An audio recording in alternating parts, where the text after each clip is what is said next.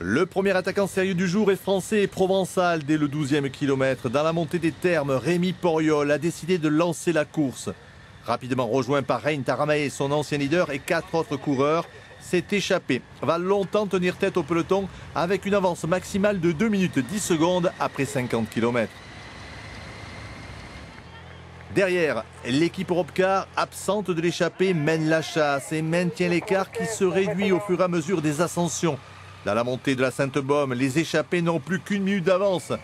Et dans la descente, le groupe se relève.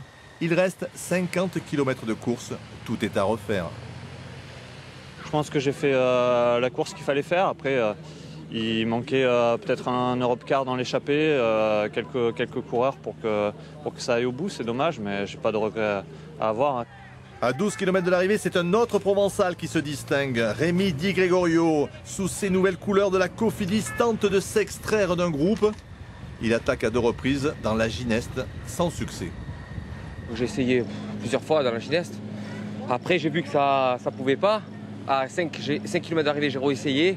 Et après, je me suis sacrifié à 1 km d'arrivée pour rouler. Parce que je sais qu'il est rapide au sprint et finalement, il gagne. Donc, j'ai fait un super travail. L'équipe est récompensée, donc c'est super. Oui, car le vainqueur, c'est son coéquipier Samuel Dumoulin qui s'impose au sprint dans la première épreuve européenne de la saison devant Marc Cato et Vichot. Il fallait être vigilant dans la Gineste et comme il y a 2 ans, je fais l'effort sur le sommet. Après, il y a Rémi qui a essayé de se détacher, ça lui tenait à cœur de faire une performance et puis après bon, là, je vais collectif dans le final.